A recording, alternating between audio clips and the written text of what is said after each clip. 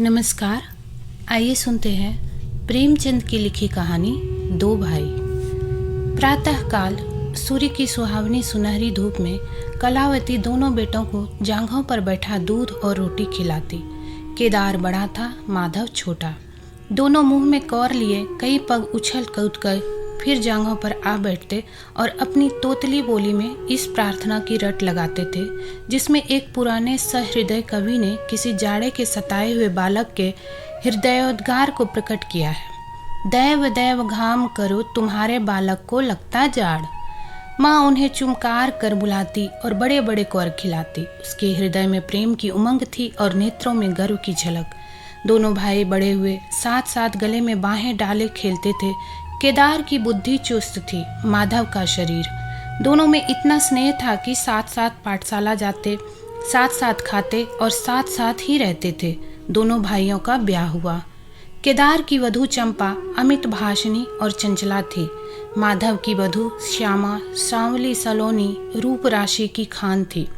बड़ी ही मृदु भाषणी, बड़ी ही सुशीला और शांत स्वभावा थी। केदार चंपा पर मोहे और माधव श्यामा पर रिझे, परंतु कलावती का मन किसी से न मिला। वह दोनों से प्रसन्न और दोनों से अप्रसन्न थी। उसकी शिक्षा दीक्षा का बहुत अंश इस व्यर्थ के प्रयत्न में व्यर्थ होता था कि चंपा अपनी कार्यकुशलता का एक भाग श्यामा के शांत स्वभाव से बदल ले। दोनों भाई संतानवान हुए। हरा भरा वृक्ष खूब फैला और फलों से लद गया। कुत्सित वृक्ष में केवल एक फल दृष्टिगोचर हुआ, वह भी कुछ पीला सा मुरझाया हुआ, किंतु दोनों अप्रसन्न थे। माधव को धन संपत्ति की लालसा थी और केदार को संतान की अभिलाषा। भाग्य की इस कूटनीति ने शनैः शनैः द्वेष का रूप धारण किया, जो स्वाभाविक था। श्यामा अपने लड़कों को संवारने सुधारने में लगी रहती। उसे सिर उठाने की फुर्सत नहीं मिलती थी। बेचारी चंपा को चूल्हे में जलना और चक्की में पीसना पड़ता। यह अनीति कभी कभी कटु शब्दों में निकल जाती। श्यामा सुनती, कूढ़ती और चुपचाप सह लेती, परंतु उसकी यह सहनशीलता चंपा के क्रोध को शांत करने के बदले और बढ़ाती। यहाँ तक कि प्याला लबालब भर गया। हिरन भागने की राह न पाकर शिकारी की तरफ लपका। चंपा और श्यामा समकोण बनाने वाली रेखाओं की भांति अलग हो गई। उस दिन एक ही घर में दो चूल्हे जले, परंतु भाइयों ने दाने की सूरत न देखी और कलावती सारे दिन रोती रही। कई वर्ष बीत गए। दोनों भाई जो किसी समय एक ही पालथी पर बैठते थे, एक ही थाली में खाते थे और एक ही छाती से दूध पीते थे, उन्हें अब एक घर में, एक गांव में रहना कठिन हो गया। परंतु कुल की साख में बट्टा न लगे, इसलिए ईर्ष्या और द्वेष की धधकी हुई आग को राख के नीचे दबाने की व्यर्थ चेष्टा की जाती थी। उन लोगों में अब भातृस्नेह न था, केवल भाई के नाम की लाज थी।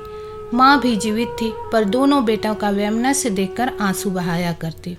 हृदय में प्रेम था, पर नेत्रों में अभिमान न था। कुसुम वही था, परंतु छटा न थी। दोनों भाई जब लड़के थे, तब एक को रोते देख दूसरा भी रोने लगता था। तब वह नादान, बेसमझ और भोले थे। आज एक को रोते हुए देख दूसरा हंसता है और तालियां बजाता है। अब वह समझदार और बुद्धिमान हो गए थे। जब उन्हें अपने पराये की पहचान न थी, उस समय यदि कोई छेड़ने के लिए एक को अपने साथ ले जाने की धमकी देता, तो दूसरा जमीन पर लौट जाता और उस आदमी का कुर्ता पकड़ लेता। अब यदि एक भाई को मृत्यु भी धमकाती, तो दूसरे के नेत्रों में आंसू न आते। अब उन्हें अपने पराये की पहचान हो गई थी। बेचारे माधव की दशा शोचनीय थी। अधिक खर्च था और आमदनी कम। उस पर कुल मर्यादा का निर्वाह।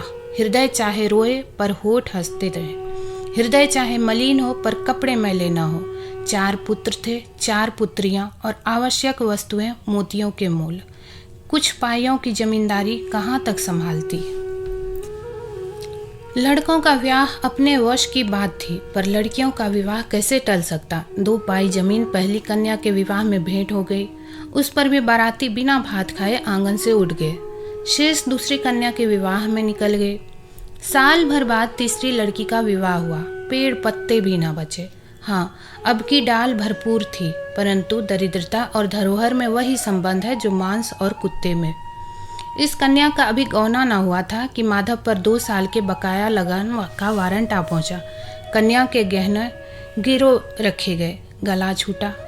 चंपा इसी समय की ताक में थी। तुरंत नए नातेदारों को सूचना दी, तुम लोग बेसूध बैठे हो, यहाँ गहनों का सफाया हुआ जाता है। दूसरे दिन एक नाई और 2 ब्राह्मण माधव के दरवाजे पर आकर बैठ गए। बेचारे के गले में फांसी पड़ गई। रुपये कहाँ से आवे, न जमीन न जायदाद, न बाग न बगीचा। रहा विश्वास, वह कभी का उठ चुका था। अब यदि कोई संपत्ति थी तो केवल वही 2 कोठरियाँ जिसमें उसने अपनी सारी आयु बिताई थी, और उनका कोई ग्राहक न था। विलंब से नाक कटी जाती थी। विवश होकर केदार के पास आया और आंखों में आंसू भरे बोला, भैया इस समय मैं बड़े संकट में हूँ, मेरी सहायता करो। केदार ने उत्तर दिया, मधु आजकल मैं भी तंग हो रहा हूँ, तुमसे सच कहता हूँ। चंपा अधिकार पूर्ण स्वर से बोली, अरे तो क्या इनके लिए भी तंग हो रहे हैं? अलग भोजन करने से क्या इज्जत अलग हो जाएगी? केदार ने स्त्री की ओर कनखियों से ताक कर कहा, नहीं नहीं, मेरा यह प्रयोजन नहीं था। हाथ तंग है तो क्या, कोई न कोई प्रबंध किया ही जाएगा। चंपा ने माधव से पूछा, 5-20 से कुछ ऊपर ही पर गहने रखे थे ना? माधव ने उत्तर दिया, हाँ, ब्याज सहित कोई 125 रुपये होते हैं। केदार रामायण पढ़ रहे थे, फिर पढ़ने में लग गए।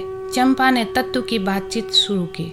रुपया बहुत है, हमारे पास होता तो कोई बात न थी, परंतु हमें भी दूसरों से दिलाना पड़ेगा, और महाजन बिना कुछ लिखाए पढ़ाए रुपया देते नहीं। माधव ने सोचा, यदि मेरे पास कुछ लिखाने पढ़ाने को होता तो क्या और महाजन मर गए थे? तुम्हारे दरवाजे आता क्यों? बोला, लिखने पढ़ने को मेरे पास है ही क्या, जो कुछ जगह जायदाद है वह यही घर है। केदार और चंपा ने एक दूसरे को मर्म भेदी नयनों से देखा और मन ही मन कहा, क्या आज सचमुच जीवन की प्यारी अभिलाषाएं पूरी होंगी? परंतु हृदय की यह उमंग मुंह तक आते आते गंभीर रूप धारण कर गए। चंपा बड़ी गंभीरता से बोली, घर पर तो कोई महाजन कदाचित ही रुपया दे, शहर हो तो कुछ किराया ही आवे, पर गवई में तो कोई सेंत में रहने वाला भी नहीं, फिर साझे की चीज ठहरे।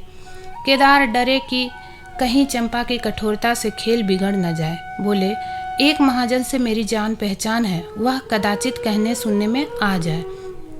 चंपा ने गर्दन हिलाकर इस युक्ति की सराहना की और बोली, पर 2-3-20 से अधिक मिलना कठिन है।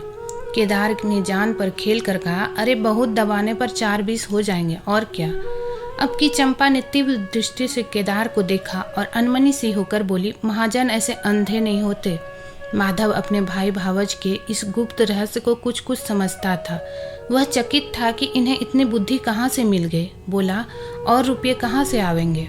चंपा चिढ़ कर बोली, और रुपयों के लिए और फिक्र करो, 125 रुपये इन 2 कोठरियों के इस जन्म में कोई न देगा। 4-20 चाहो तो एक महाजन से दिला दो, लिखा पढ़ी कर लो। माधव इन रहस्यमय बातों से सशंक हो गया। उसे भय हुआ कि यह लोग मेरे साथ कोई गहरी चाल चल रहे हैं। दृढ़ता के साथ अड़ कर बोला, और कौन सी फिक्र करूं? गहने होते तो कहता, लाओ रख दूं, यहाँ तो कच्चा सूत भी नहीं है।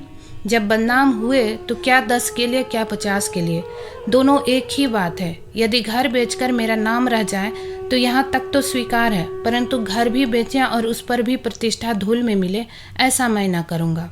केवल नाम का ध्यान है, नहीं एक बार नहीं कर जाऊँ तो मेरा कोई क्या करेगा। और सच पूछो तो मुझे अपने नाम की कोई चिंता नहीं, मुझे कौन जानता है, संसार तो भैया को हंसेगा। केदार का मुंह सूख गया। चंपा भी चकरा गई। वह बड़ी चतुर वाकणी पूर्ण रमणी थी।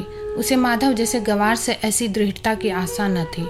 उसकी ओर आदर से देखकर बोली, लालू, कभी कभी तुम भी लड़कों की सी बातें करते हो। भला इस झोपड़ी पर कौन 100 रुपये निकाल कर देगा? तुम 125 के बदले 100 ही दिलाओ। मैं आज ही अपना हिस्सा बेचती हूँ, उतना ही मेरा भी तो है। घर पर तो तुमको वही 4-20 मिलेंगे। हाँ, और रुपयों का प्रबंध हम आप कर देंगे। इज्जत हमारी तुम्हारी एक ही है, वह न जाने पाएगी। वह रुपया अलग खाते में चढ़ा लिया जाएगा। माधव की इच्छाएं पूरी हुई। उसने मैदान मार लिया। सोचने लगा, मुझे तो रुपयों से काम है, चाहे 1 नहीं 10 खाते में चढ़ा लो। रहा मकान, वह जीते जी नहीं छोड़ने का। प्रसन्न होकर चला। उसके जाने के बाद केदार और चंपा ने कपट भेष त्याग दिया और बड़ी देर तक एक दूसरे को इस कड़े सौदे का दोषी सिद्ध करने की चेष्टा करते रहे। अंत में मन को इस तरह संतोष दिया कि भोजन बहुत मधुर नहीं किंतु भर कठोर तो है। घर, हाँ, देखेंगे कि श्यामा रानी इस घर में कैसे राज करती है। केदार के दरवाजे पर 2 बैल खड़े हैं। इनमें कितनी संघ शक्ति, कितनी मित्रता और कितना प्रेम है। दोनों एक ही जुए में चलते हैं, बस इसमें इतना ही नाता है। किंतु अभी कुछ दिन हुए जब इनमें से एक चंपा के मैके मंगनी गया था तो दूसरे ने 3 दिन तक नाद में मुंह नहीं डाला। परंतु शोक, एक गोद के खेले भाई, एक छाती से दूध पीने वाले आज इतने बेगाने हो रहे हैं कि एक घर में रहना भी नहीं चाहते। प्रातः काल था। केदार के द्वार पर गांव के मुखिया और नंबरदार विराजमान थे। मुंशी दत्ता दयाल अभिमान से चारपाई पर बैठे रेहन का मसविदा तैयार करने में लगे थे। बार बार कलम बनाते हैं और बार बार खत रखते, पर खत की शान न सुधरती थी। केदार का मुखारविंद विकसित था और चंपा फूली नहीं समाती थी।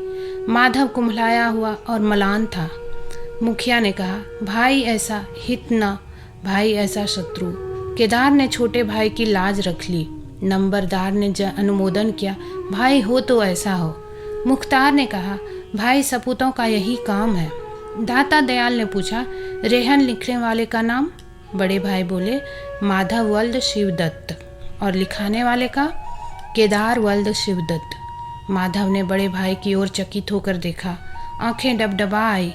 केदार उसकी ओर देख न सका। नंबरदार, मुखिया और मुख्तार भी विस्मित हुए। क्या केदार खुद ही रुपया दे रहा है? बातचीत तो किसी साहूकार की थी। जब घर ही में रुपया मौजूद है तो इस रेहन नामे की आवश्यकता ही क्या थी? भाई भाई में इतना अविश्वास! अरे राम राम! क्या माधव 80 रुपया का भी महंगा है? और यदि दबा ही बैठता तो क्या रुपये पानी में चले जाते? सभी की आंखें सैन द्वारा परस्पर बातें करने लगी, मानो आश्चर्य की अथाह नदी में नौकाएं डगमगाने लगी। श्यामा दरवाजे की चौखट पर खड़ी थी। वह सदा केदार की प्रतिष्ठा करती थी, परंतु आज केवल लोक रीति ने उसे अपने जेठ को आड़े हाथों लेने से रोका। बूढ़ी अम्मा ने सुना तो सूखी नदी उमड़ आई। उसने एक बार आकाश की ओर देखा और माथा ठोक लिया। अब उसे उस दिन का स्मरण हो रहा है जब ऐसा ही सुहावना सुनहरा प्रभात था और 2 प्यारे प्यारे बच्चे उसकी गोद में बैठे हुए उछल कूद कर दूध रोटी खाते थे। उस समय माता के नेत्रों में कितना अभिमान था, हृदय में कितनी उमंग और कितना उत्साह। परंतु आज नैनों में लज्जा है और हृदय में शोक संताप। उसने पृथ्वी की ओर देखकर कातर स्वर में कहा, हे नारायण, क्या ऐसे पुत्रों को मेरी ही कोख में जन्म लेना था? दोस्तों, आशा करती हूँ आपको ये कहानी अच्छी लगी होगी। ऐसी ही कहानियाँ लेकर अगली वीडियो में फिर हाजिर होती हूँ। तब तक के लिए धन्यवाद।